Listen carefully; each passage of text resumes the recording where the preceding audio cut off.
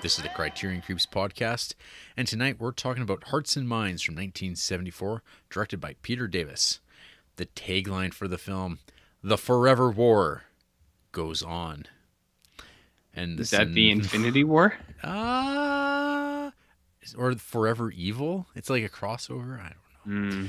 Mm. Many times during his presidency, Lyndon B. Johnson said that ultimate victory in the Vietnam War depended upon the U.S. military winning the hearts and minds of the Vietnamese people. Filmmaker Peter Davis uses Johnson's phrase in an ironic context in this anti-war documentary filmed and released while the Vietnam War was still underway, juxtaposing interviews with military figures like U.S. Army Chief of Staff William C. Westmoreland with shocking scenes of violence and brutality. Is that what this is about? This movie? I guess that's what happens. Sure. Amongst other things. Yeah. Like there's definitely things that happen in this movie. Mm-hmm. So RJ, what do you recall about the Vietnam War from your social studies classes? I'm going to be completely frank with you. I don't remember learning about Vietnam at all.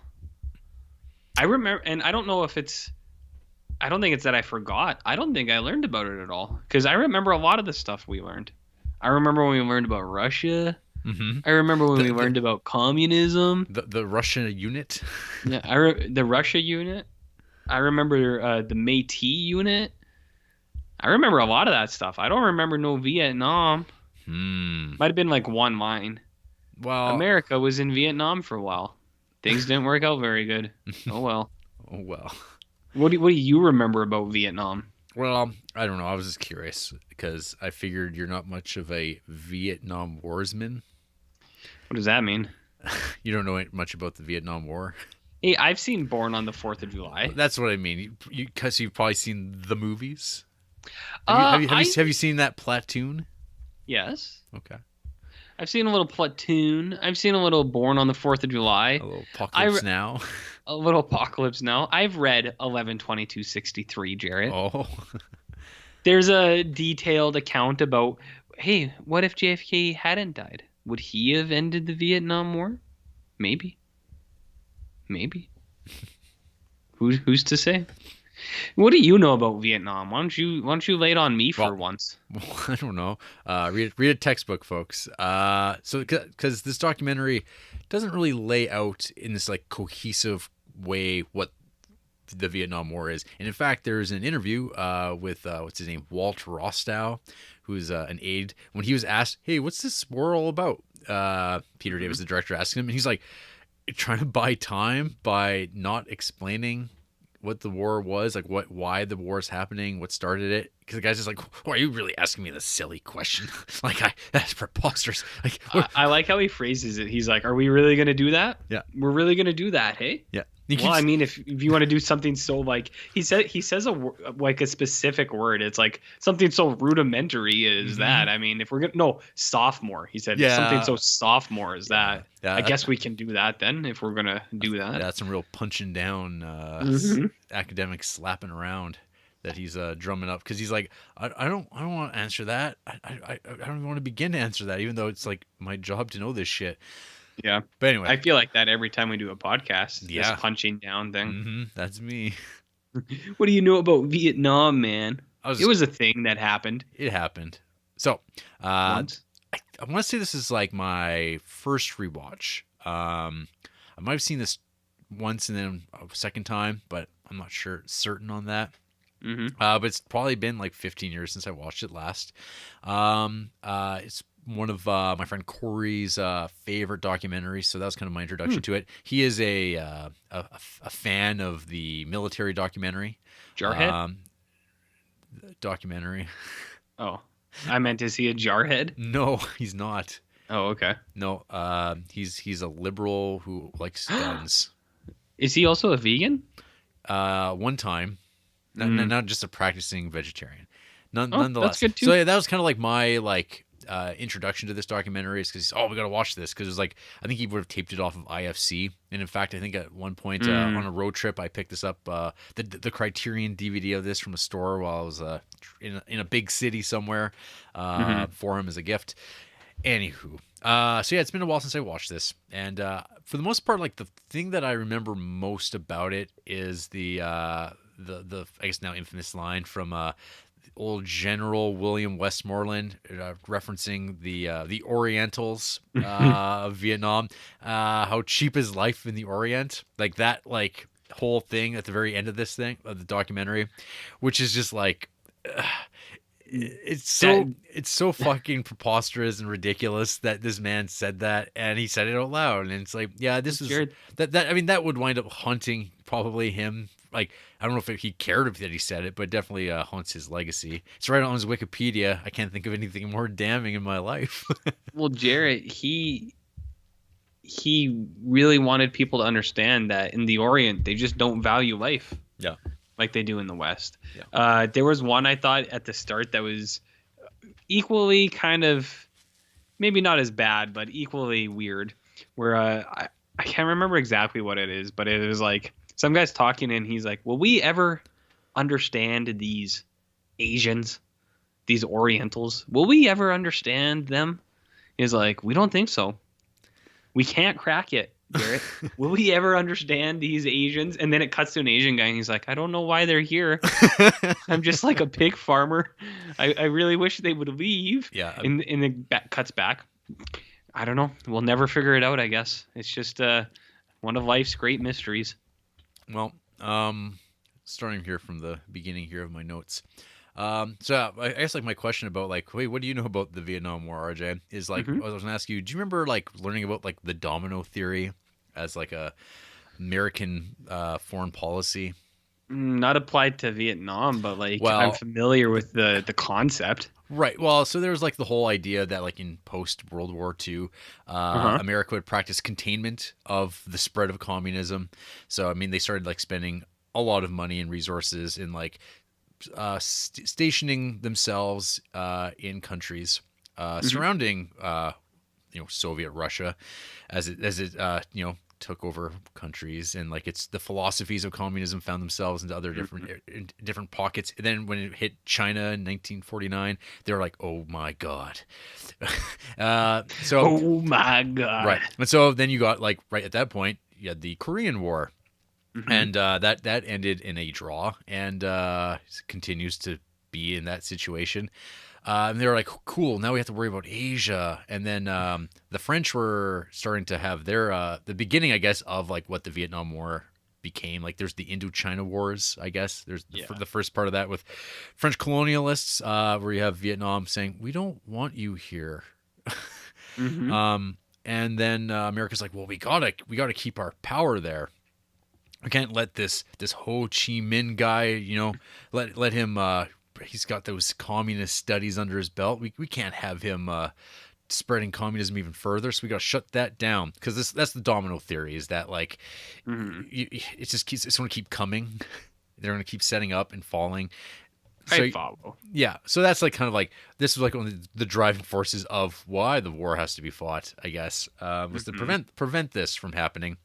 And of course, like just ignoring the fact that like Vietnam as a country has like repelled invaders for thousands of years. Like everyone's tried to conquer them at some point, and they just like can constantly resist. And like you can't beat Viet Cong, man. They got those guerrilla tactics.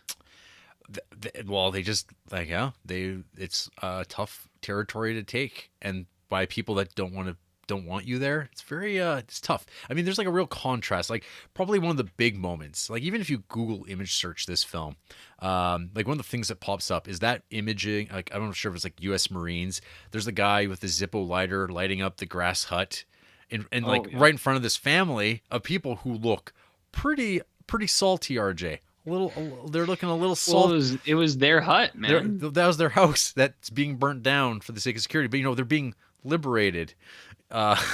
You're like, man, I've never seen such liberated people look so sour about it. Like some people are just ungrateful, though. No, so it's like this, like, and you can tell like the guys that are there, they're looking over, they're on camera, they're looking over these people, they're like, oh, these fucking ungrateful people, or they're like, huh, I don't know if we're supposed to be doing this. I don't think this feels right. But, we have search and destroy orders, or AKA kill everything, kill anything that moves. That was a real thing. Even animals? Yeah, you just never know. Oh, It could be it's a bummer. it could be Charlie, man. You never know, man. I like the one where it's just a regular like footman, and they're like, "Do you think this war is worth it?" And he's like, "Well, I don't know."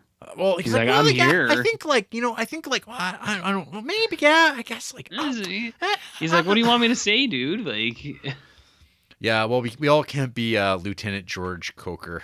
mm, He's so very smooth, he's eh? very confident. Hey, he's still alive. Oh, really? Yeah. What does he think of this? I've known he doesn't probably give a shit. He's 75 years old. This is like a blip in his life. Yeah. I don't know. When you have like guys that were like prisoners of war, particularly I think prisoners of war in Vietnam, they probably have a pretty messed up view of life at that point. So I don't know. It's just like John McCain, all these poor bastards that like were held by people that held them in utter contempt. Probably not a good time. So I don't know. He says some pretty horrible things. John McCain or this dude? Well, I'm sure John McCain held some questionable views, but yeah, Lieutenant George Coker, he's got some. What is it? The one like addressing the room full of like Catholic school children. What does Vietnam look like? Well, if it wasn't for the people, it'd be very pretty. They're very backward, very primitive. They just make a mess of everything. You're just like, oh, she was asking what the country looked like, and just like that's That guy. That's some real editorializing right there. That guy has got to be like one of the top motivational speakers I've ever heard. Like we were watching this and Andy's like, "Oh, this guy doesn't sound like robotic at all." He's like, "It's about duty and country and God bless America." But he's also like, "This is what you need to do." And he's talking to like kids. Yeah. He's like, "Well, when Charlie got me up in the bush, I just took him out. I took all of them out, every last one of them." And he was like, when you fight in a war, when you will fight in a war. Yeah, direct quote. When you fight in a war, and you will fight in a war at some point in your life, you'll understand too. I mean, he might have been talking metaphoric like. But it's just funny because you see him say that, and then it cuts to like an 8-year-old kid like picking his nose, and his eyes, he's just like, "Huh? Who, me? I got to do that? Get them while they're young." That's the that's the thing. It's like, you mean indoctrination? Yeah, get in there, get that patriotism into them, because we got all those goddamn long hairs back home ruining it all. The what? The long hairs. Oh, I like the dude with the afro. It was like the metal arm and the metal legs. Oh, the guy in the wheelchair. Yeah, who's like there's like the big reveal, I guess. No, not him. No. It's the guy who he looks like he's on a 70s talk show, and he's like a white guy with a huge afro. He's talking about napalm and how like he doesn't have an arm, but he's also like he says some pretty crazy stuff. He's like, "Yeah, we were told to dump that napalm, and then I toasted them. He's like, I toasted them ditties until it was crispies." He's like, "You dig it? Do you dig?" And then it's really like the way he phrases it. You're like, what? He's one of the enlightened ones who's went there, seen what happened, and came back. He saw some shit. Yeah, he saw some shit. He lost his arm, man. Just like Bill Murray and Rushmore. Yeah, I was in the shit. Yeah. Was this the shit, Jarrett? Yeah, this was the shit. This was the shit? Yeah.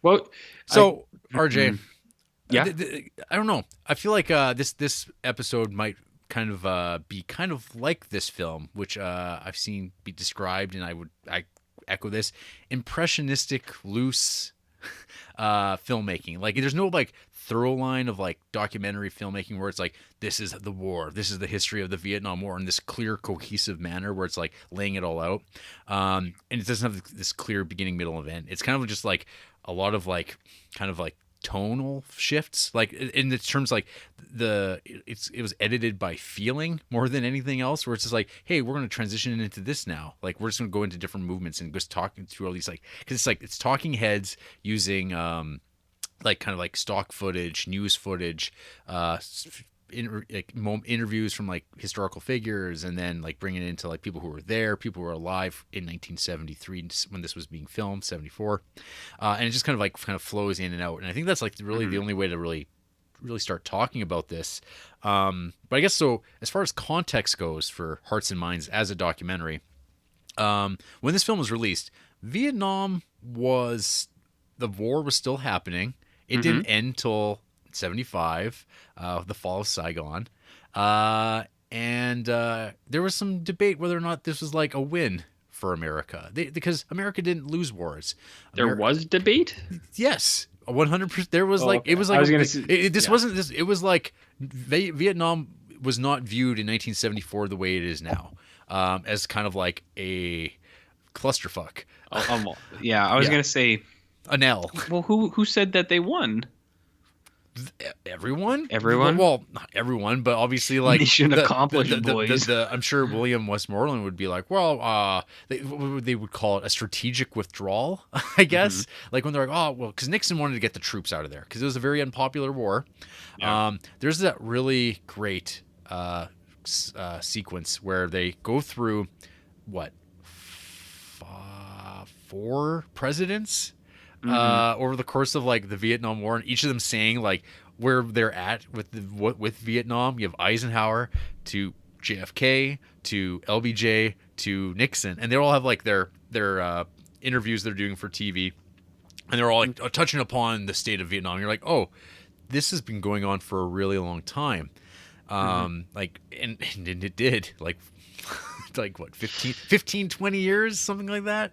I like the Eisenhower easily. Stuff when he's like, well, I mean, if we were to leave, we would be leaving all that ore. He's like, are we gonna do without ore in America? He's like, are you serious? Yeah. Is that what you want?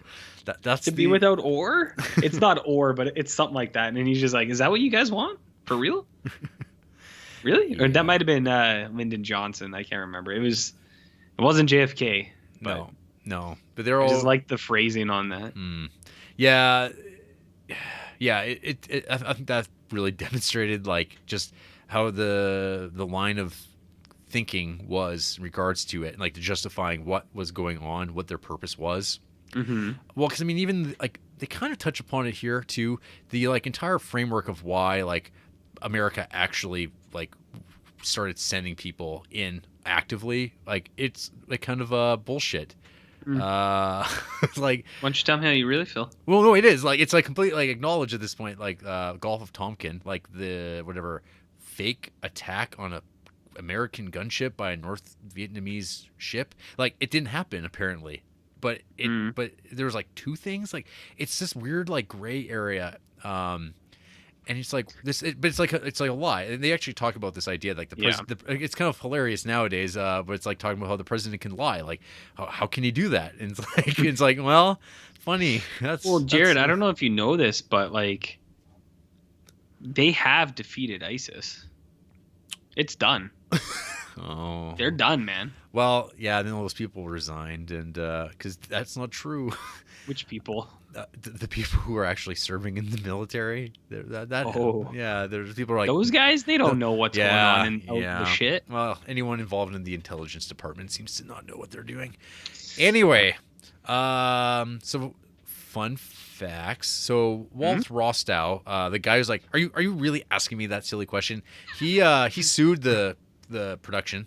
Good, because they took him out of context, and they didn't have his permission for that footage.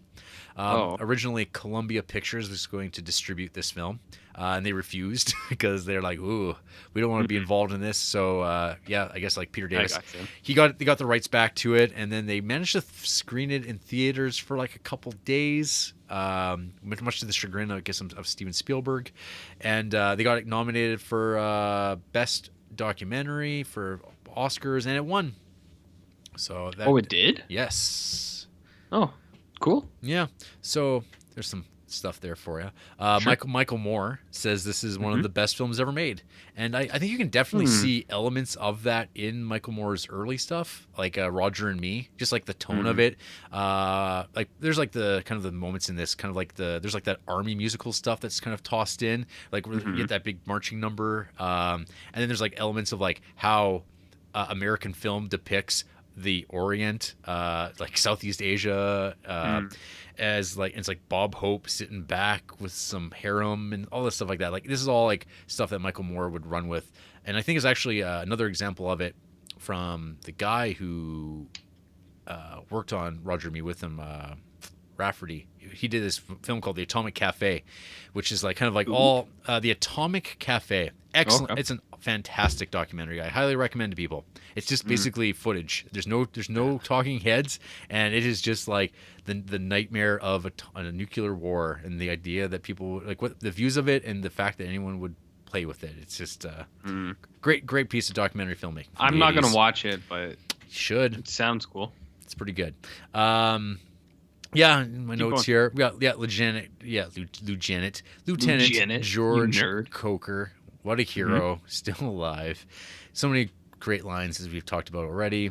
Yeah, I mean, there's just like a lot of use of the aforementioned irony in the editing, I guess. Just like kind of like the juxtaposition of like, you have Coker, you also have the subsequent guy who's being interviewed, Captain Randy Floyd, who was another bomber, talking about the effects of napalm, and like the fact that you're flying, and like just the idea of like, yeah, this is like incredible. This is better. These are the best like ships that we've ever been able to fly in our lives. It's far better than anything they had in World War II. And it's like, yeah, like aviation is like not 100 years old at this point. It is a technical marvel, and in short order, we take these things to make killing more efficient. And then there's like this like description of like bombs going off, and like, yeah, it's really exciting, and like, you're blowing stuff up in your backyard, and it's like really awesome, and you're like getting to see this, and like when you get back home and you land and you hear that like you hit your target and it was like destroyed, just what a wonderful feeling. And then there's this like cut to the ground, and there's like, oh, hey, do you know who those people are? No, I don't know if they're Vietnamese or American. This is where my pig farm used to be.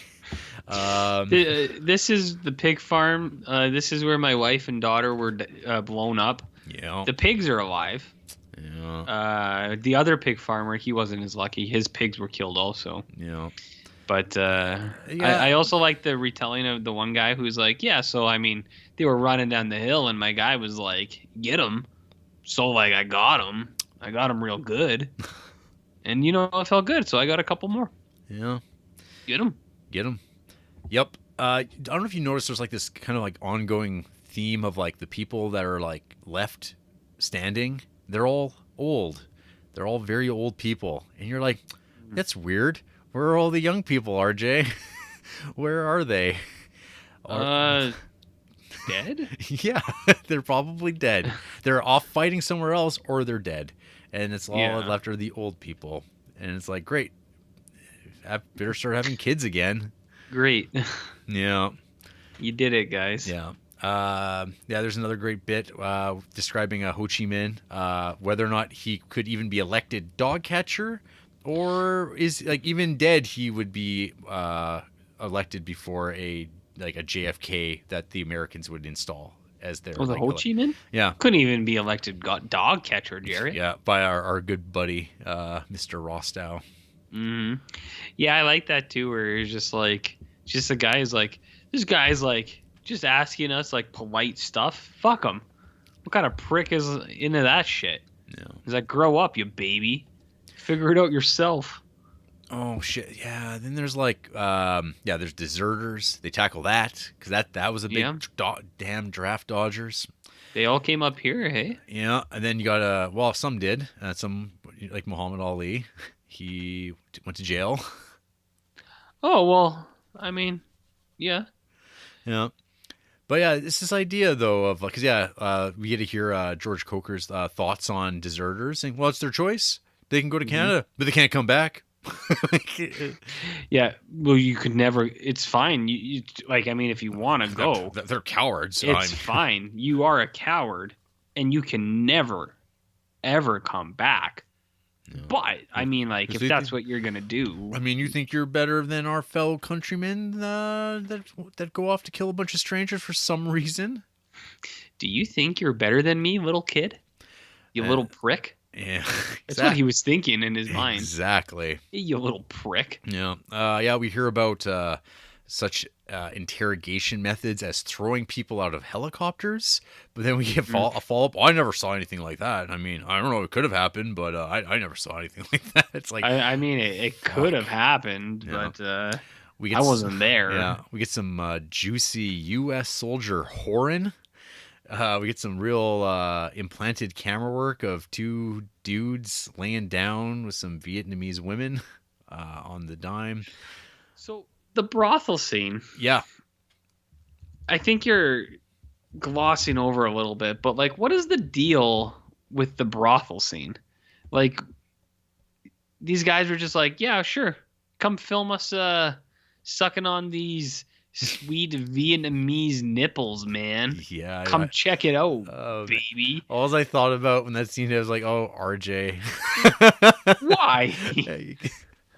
Why? But did that not weird you out? Like, I would even okay. So when it's the guy walking the weird? street, You know what's weird about it is because you've never seen that in a documentary. Like because most people would be like, "Oh, I'd rather you not film me." Like, right? That's a pretty logical thing. But the fact that it's like, oh, these guys were like, they don't give a shit.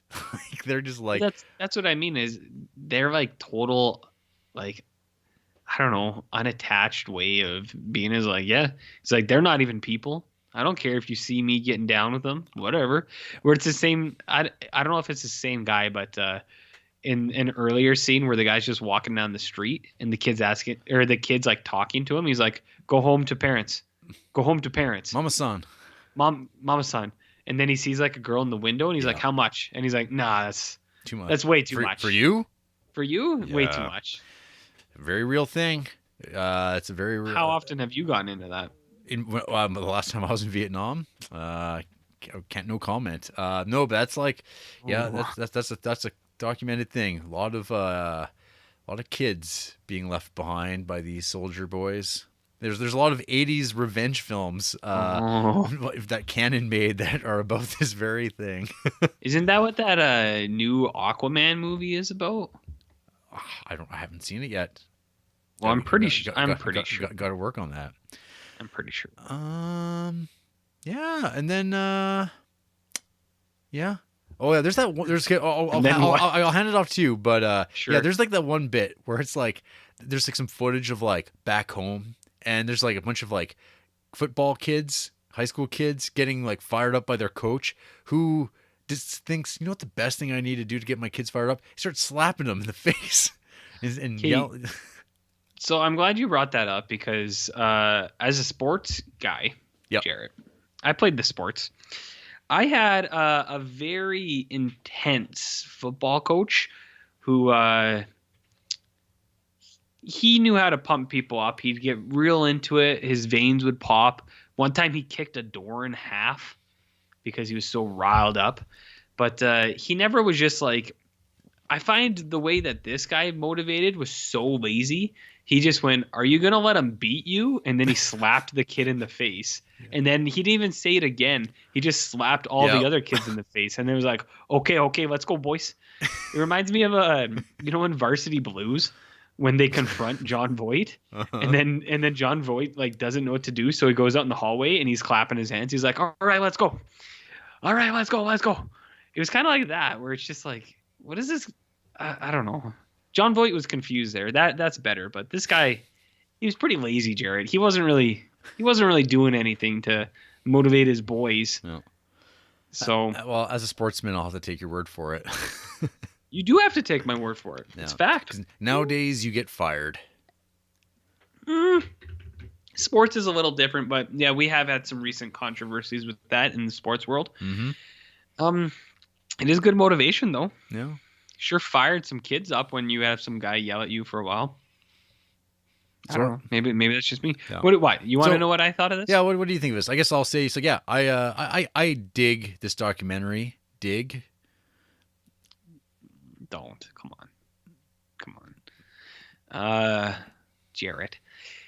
Yes, I liked it. I think it's really good because it shows how bad people can be. As we talked about in the preamble, I think people are the absolute worst. I hate them. I hate myself. I hate you. I hate everybody. We all suck. Uh, so I do like it for that. I watched it with Andy, like I said. She actually stopped watching about an hour in. She's like, I'm done with this. I was like, oh yeah, and she's like, it's just making me upset because how bad people are. And I was like, well, yeah, people suck. It's like that's kind of the point. She's like, yeah, I know, but I don't need to like watch it all the time. And it was right after we watched Leaving Neverland, so she was like, I'm pretty much done with these documentaries. I'm done with reality. Yeah, and I was like, okay, whatever, that's fine. But I liked it quite a bit. I do think that it's a little pointed, Jarrett. I think it does minimalize the context of the political scene a little bit. Not that I know anything in detail about what that would have been, but it is like it's very much like, okay, this is the bad stuff, and I get that. It's like, yeah, it was real bad. They were like napalming kids and shit. It's pretty bad, man. War's not good, I think is the famous phrase there. War's not good. War's not good, bro. So I think it is a little pointed where I think they probably leave out some valid points from people or like accounts from maybe some just regular soldiers who were maybe real passionate about what they were doing and they really believed in it. Something like that. That would have been nice, but that's not what this is about, that's right? The thing. This is like, about the bad stuff. Yeah, I don't know if that would necessarily change the other things. No, it doesn't. I'm just saying, like, I do think it's a little pointed, but that's fine because you know what? Are you saying biased? Sure. Yeah. It's been accused of that as it's a propaganda piece. There's like a lot of discussion when it came out, being that like on the Wikipedia you can read about the critics who there's people who were into it, but because like the politics were like very much on its shoulder. But I mean, at the time when this came out, this was like very biased, but at the same time, it's like at this point, it's played out. Yeah, Vietnam was just a bad idea, like top down. Yep. It was a bad dumb war, but they're all bad dumb wars at the end of the day. Yeah, and like that doesn't bother me or anything. I was just saying. Yeah. I do realize it's pointed, but you know, like you said, yeah, they're all bad. So you might as well show people because you know what happens when you don't document this shit? It's whatever his face was after World War II, whoever the president was. I can't remember history. Who was the president at the end of World War II? Truman. Truman? Didn't he send all those camera crews to the Holocaust camps and was like, hey, we better film this shit so that we can show people? Because now, many years later, there's all these people who are like, well, that never happened. Well, RJ, I feel like that was very pointed. Is it a little biased? Is it coming off a little too hot for you, Jarrett? Yeah. So like, I get it. It's like, yeah, we do need these things. But then even those people, like the people who deny this shit, it's like, well, look at this. And it's like, that's just fabricated, man. You can make film look old. And it's like, oh. So anyways, yes, very important. I did like it. I liked how they presented a lot of the material because it's very just plain and straight. It's like, hey, look, here's this guy. He was a pig farmer, and you know what? His whole family was blown up. That sucks. It is edited in a way where they do really emphasize certain points. My favorite is the subtle pan down to that guy, what you mentioned earlier, where it's like the guy talking, and then it subtly pans down to his legs in the wheelchair, and it really zooms in on his legs. And then it cuts to his like Jersey Shore girlfriend who's like, you know, he was a really active guy and we had a lot of fun going on adventures, but we ain't married. He ain't my boyfriend. We don't got no kids.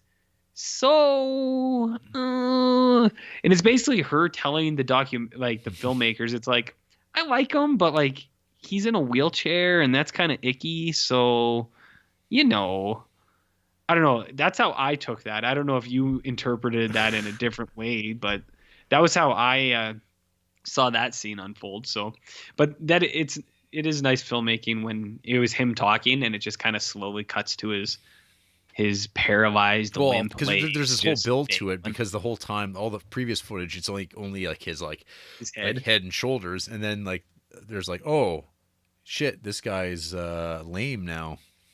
Yeah, lame duck. Well, look, his girlfriend doesn't want anything to do with him anymore. You could tell. I could tell.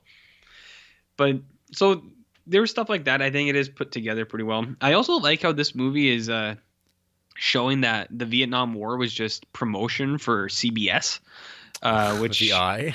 with the eye, uh, which I was watching. And I was like, man, it's pretty wild. I've never heard that part of this before.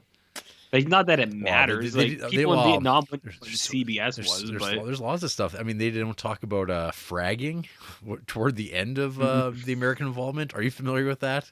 Where it's A little bit. like Yeah. what soldiers were doing with their commanding officers. It's just like, oh, they were murdering them, like by like, whoops, a grenade went into their tent and blew them up because I don't like them, and it's like, what? Shit happens. And it's like, oh, because like there was such a turn that was going on. There was like rampant drug use. I mean, people are doing pot, Oh, yes. but it's like, no, they're doing more than pot. But like, yeah, and just like complete, like, this, it was breaking down, man. This wasn't your daddy's army. Yeah, a lot of them had some pretty serious opioid addictions when they came back. Sure Pretty much, did. a little bit like our current opioid crisis, Jarrett. Mm. Mmm, topical, topical. But yeah, the only other thing I would say about this is some of the filmmaking. I was like, who are these guys making this fucking documentary? Because it was like them filming it, guys. Like, what do you think about this? Like, I don't really know. Hold on a second. And the guy would stand up and he would like shoot a bunch over, like, he would just shoot a bunch at people and he'd come down. He's like, I think I just killed someone. Anyways, I don't really know what we're doing here, but whatever. So these guys are just in the middle of that. Yeah. And then, yeah, I think it's most effective near the end when they show a lot of the aftermath on the Vietnamese people, especially the kids stuff when it was like the napalm Oh, and it's yeah, just of them course. filming that and you're just like, whoa. Well, see, I don't know if they necessarily that was their footage or if that's Or like, someone else. yeah, yeah. I mean, it's a They compilation do show a of, different guy yeah, filming it. yeah, because that's like a But pretty like still. famous moment, and I don't Yeah. think they were. I don't think that's actually where that came from, because it's also got the footage of like the soldier shooting the guy right in the head. Like, it's got that moment in That's full actually in full so color. that's where Andrea stopped watching. Oh, okay. Yeah, Yeah. because so she saw the shot and she looked away, and then I continued to watch to see all the blood explode out of that guy's head, and I was like, "Whoa!" Yeah, it's not just And a she was still. like, It's not just a still image. "Yeah." She was like, "Whoa!" Or she's like, "What?" And I was like, "I didn't expect that to happen." Well, there's one fairly early on in the film too, where it's like some like gunfire into a bush, and then like this body just The comes body tumbling rolls out, and like and you know it's like not fucked, it's not fake, because it's like you see that leg Nope. roll weird, and you go, oh. And then there's another one too where it's like during the montage of like real, like one of those things that I guess you would call pointed, where it's like the US like just murdering people and like tossing bodies around, like they're like dragging this guy down some steps and you see his head just bouncing off concrete and he's just like toast, and then, oh, we'll put this one in a stretcher and let's wrap his head, like just holding him up and just wrapping like without any care, 'cause you're like, I don't give a shit, this guy lives or dies. And you're like, yep, that's what happens when you dehumanize people, because you're just like encouraging them to call one another, calling them gooks. And it's like, well, yeah, Oh, they're not people anymore, because they're just the enemy. Because the gooks, yeah, quoting that Grim. famous Christopher Walken speech, of course. Obviously, yeah. Yeah, that I think the one that upset me the most was where it's just that guy who's like not doing anything, and it's some guy hitting him with like the butt of his rifle. Putting his boots to him, I think too. Yeah. Yeah. I think there's something so sad in that, like, not the obvious thing about guys just getting like brutalized, but where for the footage that they show here, there's like the kind of quiet, resigned way that these guys hold themselves, where they don't try to fight back or anything because they know it's just kind of like, well, I can't really do anything. There's like 50 American guys here, and they're just gonna hit me with their guns, so I'm just gonna try not to get too hurt and hope it doesn't last too long. Yep. So that's it's kind of a bummer. Yeah. Life is a bummer. Kind of a bummer, man. You know, So you got that going for you. it sure do. Yeah, and then there's just like, yeah, the kind of the send off on this film, like where you have like that Randy Floyd talking about like the effects of napalm and this idea of like Mm-hmm. and he was like, yeah, I was fine at the time, but then you start seeing what it looks like, and then you start thinking about like, oh, I've got a wife and kid.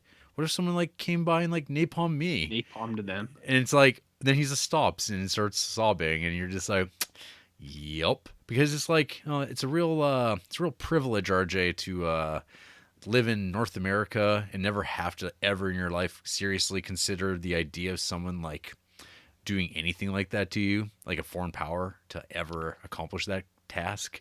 Well, you've threatened me with that several times. Yeah. Well, yeah. Screw Have you not? Well, I mean, I guess that's why something like 9/11 was such a moment, I guess. But in that the scale of that, though, it's like, yeah, it was like pretty big moment and completely fucked up the American psyche to this day. But Mm-hmm. yeah, but this is like, oh, this is an actual like military thing, and it's like horrifying because it's like, oh, the people are getting bombed. They have no choice in the matter, and it's like, but we're the good guys. We fought Nazis. And so everyone we fight are bad, right? Are they? What are your views there on communism? I don't care. I don't want to know. I like how you redirected that a little bit. What are your views? You know what? I don't give a shit. It's true. Nobody cares what we think. That's not why people listen to this podcast. That's right. You know what they listen to this podcast for? The fart jokes? They want to know who hates things. That's actually true. People seem to like that quite a bit. Mm-hmm. I don't know why. Well, because people love negativity. Negativity sells. True. You know? True. All right. It's like the roast and toast, you know? Which roast and toast? People like to wallow in misery. Get their pettiness out in like a public forum anonymously. Well, whatever. Yeah, let's see who hates this. 1 star from Colton Murphy. I fell asleep. Thanks. You know what Colton Murphy didn't fall asleep for, what? Jarrett? Oh. Well, Boyhood, 5 stars. You're Next, 5 stars. This isn't a very active account, to be very honest with you. This review's from 2014. They only have 1 star, one star film in its Hearts and Mind. That's also their only review ever. Wow. So, okay. Huh. What a catch here on the podcast. Yeah, I bet they're listening. Yeah. Lauren, 1.5 star. Some scenes were too gory or too much for my liking, but it was showing real footage from the Vietnam War. Peter Davis purposely didn't want to leave out those details so the viewers can fully understand people's personal stories and opinions on the war. Yes. Yes. These are all true things. Lauren's got I don't know. Their 5-star movies is again Boyhood. That's weird. From the other account that had only like 2 movies, but like Wreck-It Ralph 2, an Amy Schumer comedy, Ferris Bueller, Gone Girl. But here's the real kicker, I think, Jerry. It's not those 1-star reviews. Get a load of these half-star reviews. Half-star, Future Creep, 9 years from now, Election, Caddyshack, half a star. Say Anything with your buddy John Cusack, half a star. The Naked Gun, half a star.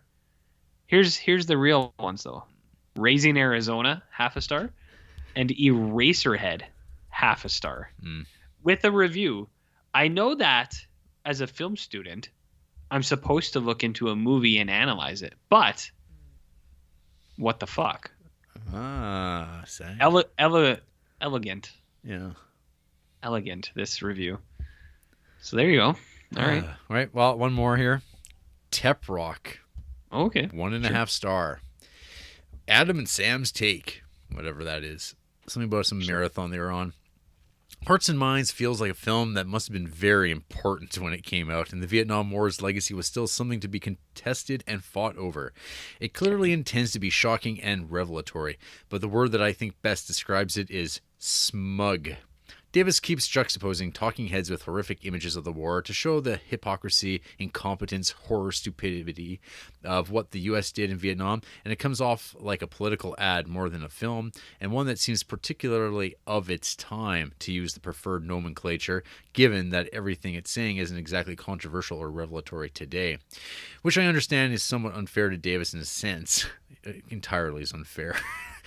He made his point come across to an extent. It's just the manner in which he does it is so blunt and manipulative that it's hard to see Hearts and Minds as anything but outdated.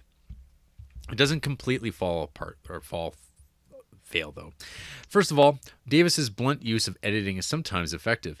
Adams singles out the moment in which we hear General Westmoreland explain that the Orientals don't value life right after the footage of Vietnamese people desperately wailing in his cemetery.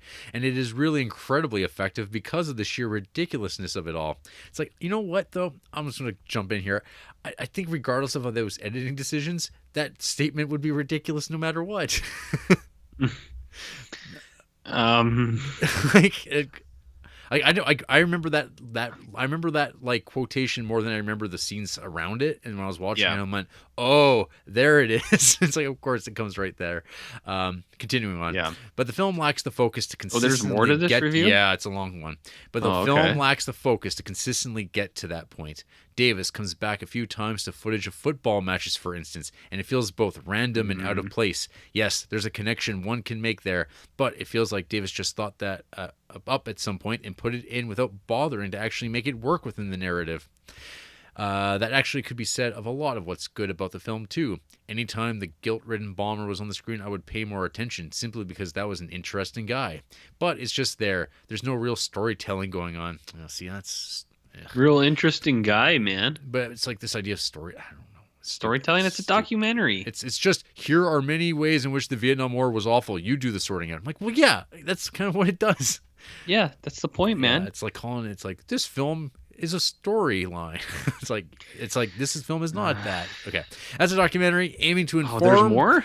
Just a little bit. As Jesus a documentary Christ. Aiming to inform and provoke, I suspect Hearts and Minds is very successful. But as a film, it doesn't have the coherence or the deftness of something like Harlan County, USA.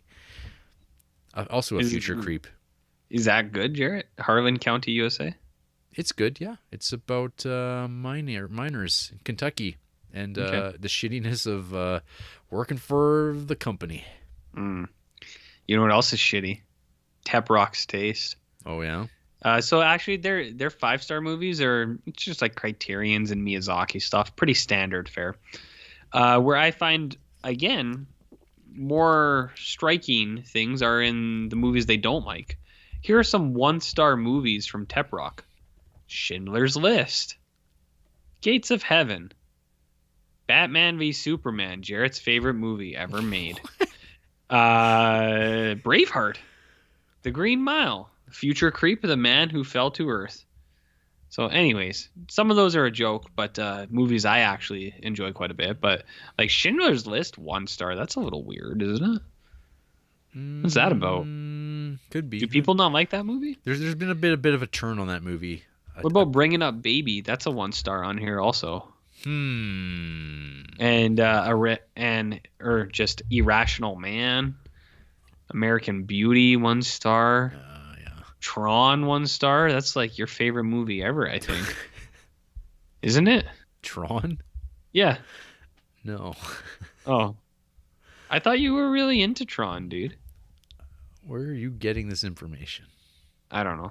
But they have half-star movies too.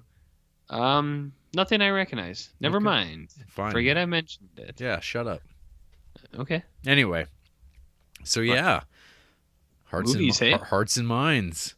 Yeah, it's pretty good documentary. Horrors of Humanity. Oh yeah. Sure. I mean, if one wants to like get a full picture, I think, of Vietnam, you could probably watch like the Ken Burns Vietnam War series. That probably would fill you in on all the shit, and then this would be a good companion piece to something like that. You know where I actually learned the most about Vietnam was Big Lebowski. Not Big Lebowski. Oh. Not actually Anthony Bourdain. Just on his shows. Just from him going there and just talking from him about going stuff? there and talking about it. Like Yeah. I can't remember which shows specifically because they're all the same show, but like right. every couple of years they change their title. But the one I always thought was the most interesting is when he's talking about the French food there. Yes. And it makes sense, I guess, because the French were there for 100 years, apparently. But the weird cuisine in Vietnam, how it's a mixture of like Asian cuisine with French. So, yeah, I don't know. Anthony Bourdain was probably where I learned the most. So, yeah, there's an interesting R.I.P. man. Yeah, there's an interesting history of like culinary stuff in Asia. They have some real weird. Like, there's like Chinese influence and French influence is huge, and yeah, like there's the one scene with like the ambassador. And it's like, yeah, there's guys who speak total French and they're in Paris quite a bit, signing these accords and whatnot. But yeah, no. I'm trying to think of anything else before we sign off. Oh, also, the essay that comes with this DVD is actually quite good too. It actually gives a good rundown. Perhaps biased if you think that the Vietnam War was a glorious affair. But it? No. Okay. But yeah, it lays out like kind of the details that like I think the documentary doesn't bother with, because when it was being made, this stuff didn't need to be spoken about directly, because it was like a document of that time. Yeah, there's like the other scene too where it's like that like poor bastard of a man talking about his dead son who was shot down, and talking about like justifying the war, and then he's talking about how President Nixon's like a good man, and then like the title comes up saying this was in 73. This is before things got really bad for the president, and he had to go away. What do you mean presidents don't do bad things? Yeah, except for this time. Just the one time. Never again since. Yeah. It's not a big deal, dude. Yep. Anyways, so yeah, I think this is a recommend. Yeah, I like it. It's a good show. Yeah. Yeah. Well, cool. After the break, RJ and I will not be dumping napalm on anybody. I might on you, though. I don't like you very much. What? Oh, I've got some Agent Orange for you, buddy. Is that one of those Mountain Dew derivatives?